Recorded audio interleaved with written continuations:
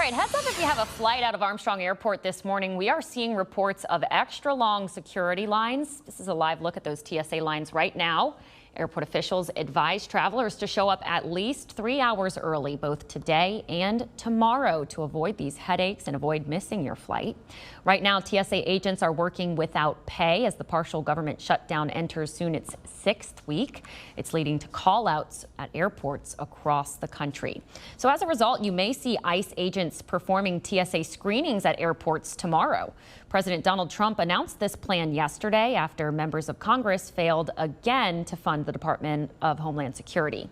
Those TSA agents missed their paycheck during the shutdown. Their frustration is building. We'll bring you some more live updates throughout the morning.